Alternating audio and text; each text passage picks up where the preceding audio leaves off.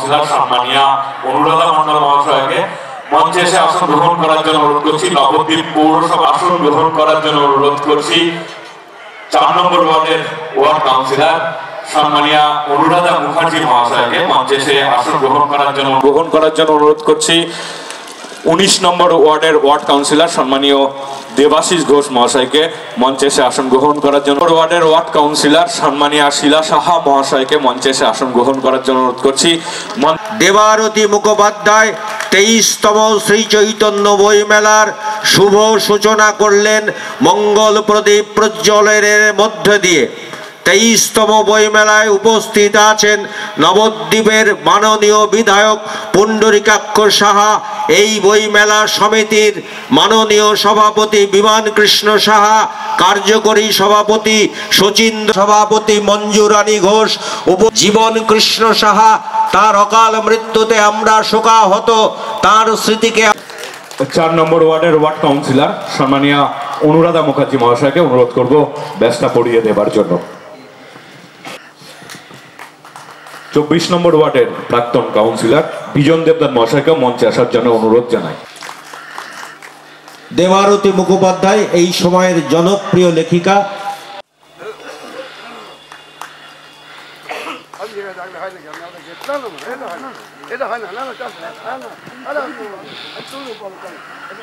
পৌরসভার পক্ষ থেকে বরণ করে নেবেন মৌ মণ্ডল। নবদ্বীপ পঞ্চায়েত সমিতির মাননীয় সভাপতি মঞ্জুর, পৌরসভার উপপৌরপতি মাননীয় শচীন্দ্র বসাক এবং শ্রী চৈতন্য বইমেলা সমিতির কার্যকরী সভাপতি শ্রী চৈতন্য পৌরসভার পক্ষ থেকে বরণ করে দিচ্ছি। নষ্ট হয়ে যায়, আমরা জমা খরচে কিছু পাই না। একটা ব্যালেন্স শিট বই লিখেছে দেবারতী মুখোপাধ্যায়, পড়ে দেখবেন, অসাধারণ বই। তার কিছু বই ইতিমধ্যে আপনারা খবরের কাগজে দেখেছেন, বেস্ট সেলার, পত্রভারতী, দ্বীপ প্রকাশনী এবং ওখানে দেখবেন নির্মল বুক এজেন্সিতে তাদের বই পাওয়া যাচ্ছে, তার লেখা বই। তার মুখ থেকে আমরা কিছু গুরুত্বপূর্ণ কথা শুনব। নবদ্বীপের জন্মস্থান থেকে আরম্ভ করে গঙ্গার ঘাট এবং নবদ্বীপ পৌরসভার কার্যাবলী তাকে আমরা নিবেদন করেছি, তার অনুভূতির কথা আমরা শুনে নেব। রকম অনুভূতি ছিল, এখন আরেক রকম অনুভূতি।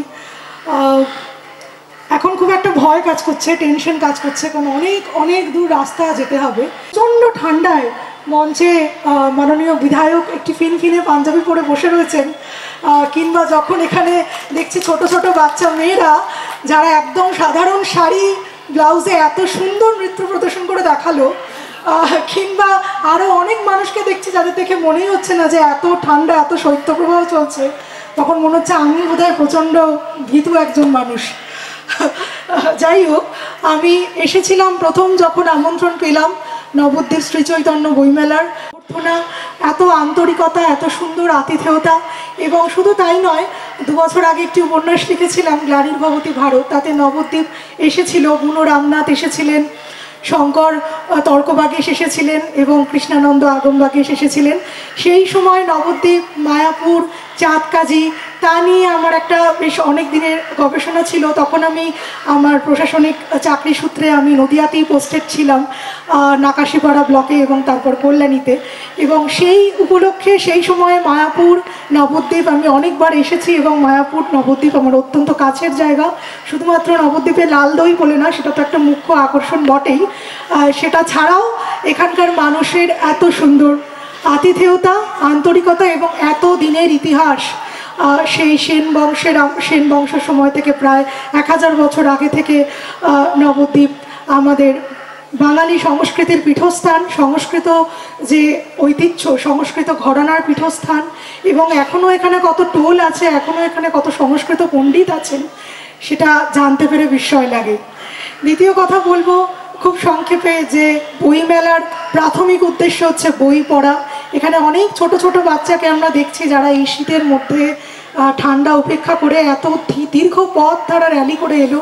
ভীষণ ভালো একটি ইতিবাচক প্রয়াস নবদ্বীপ পৌরসভা এবং বিধায়কের পক্ষ থেকে, কিন্তু তারও কিন্তু শুধুমাত্র নকল করে, they don't learn, they only imitate. সুতরাং আমরা যেটা করব বাচ্চারা কিন্তু সেইটাই করবে। আপনি যদি বই পড়েন, আপনার বাড়ির যে ছোট্ট মানুষটি সেও কিন্তু বই পড়বে। আপনি যদি বই না পড়ে অন্য কিছু করেন, অন্য কোনোভাবে কথা বলেন, অন্য কোনোভাবে নিজের অবসর কাটান মোবাইলে বা যে কোনোভাবে, সেও কিন্তু সেটাই শিখবে।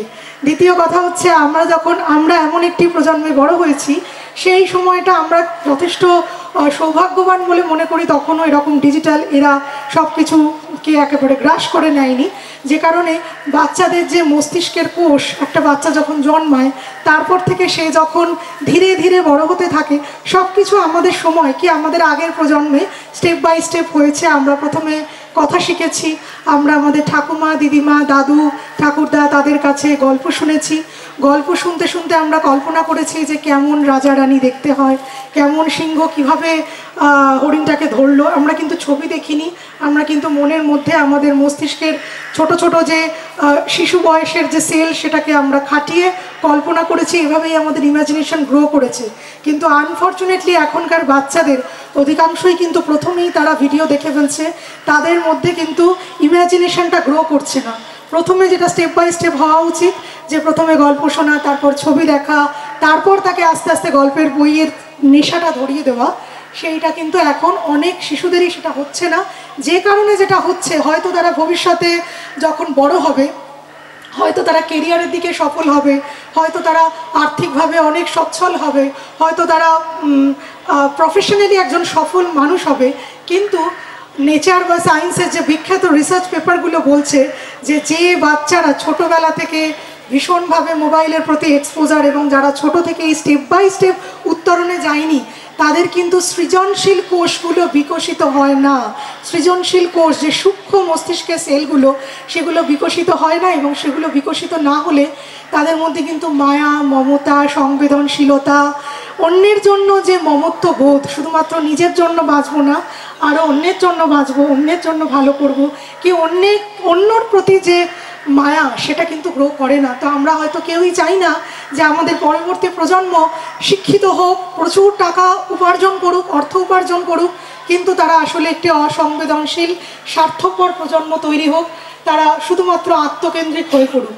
আমার তরফ থেকে আপনাদের সকলকে আমার অনুরোধ যে আপনারা এরকম আত্মকেন্দ্রিক প্রজন্ম তৈরি করবেন না। আপনারা নিজেরা বই পড়ুন, বাড়ির যে ছোট বাচ্চাটিকে তাকে গল্প পড়ে শোনান, তাকে অবসরে মোবাইল ফোন না দিয়ে নিজের কাজে ব্যস্ত না থেকে তাকে একটু কষ্ট করে, একটু কায়ে ক্লেশে তাকে গল্প শোনান। এই প্রসঙ্গে বলি, আমি একটি অত্যন্ত ছোট শিশু সন্তানের মা। আমার ছেলের 4 বছর বয়স, ও কিন্তু এখনও অবধি ও মোবাইল কী জিনিস জানে না।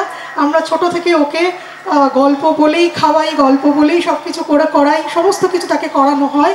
এবং আমার মনে হয় যে আমাদের তো 100 বছর আগেও মায়েরা বা বাবারা ছেলে মেয়ে মানুষ করেছেন, তখন তো এগুলো ছিল না। সুতরাং আমার ছেলে বা মেয়ে ফোন না দেখে খায় না, এই জাতীয় কথাগুলো বলে নিজেকে সান্ত্বনা না দিয়ে একটু কষ্ট করে তাকে গল্প বলুন, দেখবেন আপনিই ফল পাবেন। আজ থেকে 15 বছর পরে আপনি ভাববেন যে আমি এই যে কষ্টটা করেছিলাম সেটা আমার সার্থক। তৃতীয় কথা শেষ করব যে আমাকে সিরাজুল বাবু বলেছিলেন, আমি যদিও গায়িকা নই, একেবারে শখের গান গাই, তো এখানে এসে মনে হয়েছে যে এই নবদ্বীপ পুরোপুরি দাঁড়িয়ে রয়েছে শ্রী চৈতন্য মহাপ্রভুর ওপরে, যিনি কোনো রকম বাছ বিচার করেননি। হিন্দু, মুসলিম, শূদ্র, ব্রাহ্মণ সবাইকে তিনি একইভাবে আদরে টেনে নিয়েছেন। জবন হরিদাসকে কোল দিয়েছেন। সমস্ত মানুষকে তার কাছে ভালোবাসাটাই ছিল একমাত্র মুখ্য। এবং নবদ্বীপবাসীর কাছে বোধহয় এখনও তার মহাপ্রয়াণের 500 বছর পরেও তিনি একই রকমভাবে জীবনে ধ্রুবতারা হয়ে আছেন। আমি একটি রবীন্দ্রসঙ্গীতের 2 লাইন গেয়ে আমার বক্তব্য শেষ করব।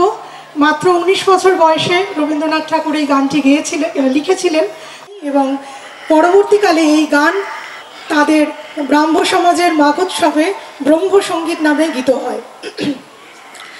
তোমারে করিয়াছি জীবনের ধ্রুবতারা, এ সমুদ্রে আর কভু হব না কো পথহারা।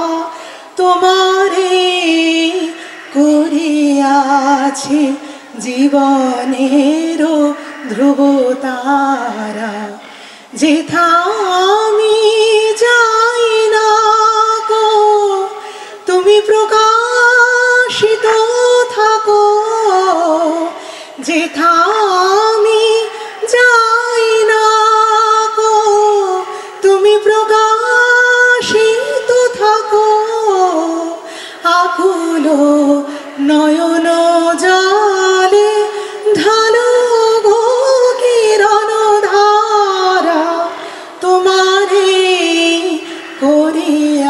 আছে জীবনেরও ধ্রুবতারা।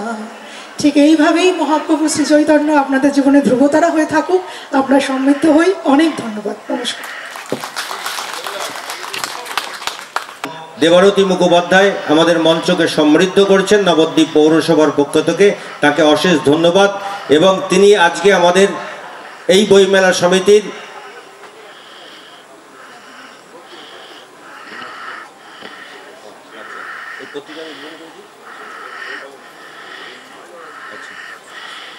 এক মিনিট লাগবে, পত্রিকা উদ্বোধন করবেন মাননীয়া দেবারতী মুখোপাধ্যায় মহাশয়, নবদ্বীপ বইমেলা সমিতির বার্ষিক স্মরণিকা।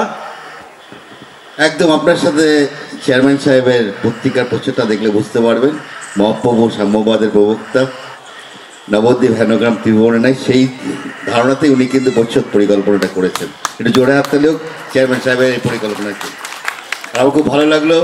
মামাটি মনুষ্যনীতি মমতা ব্যানার্জি এই বছর নিজে দায়িত্ব নিয়ে পৌষমেলা করেছেন, এই গানটা দিয়ে শুরু হয়েছিল পৌষমেলা। বাম বাম।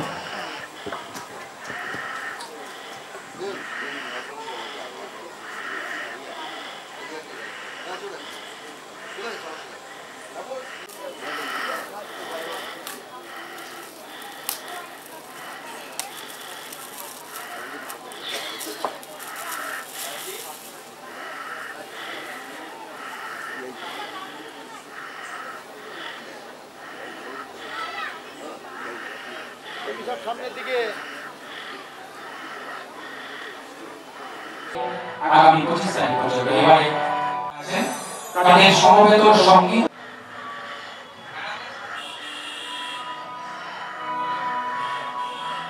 শুরু হচ্ছে আজকে নবদ্বীপ শ্রী চৈতন্য বইমেলা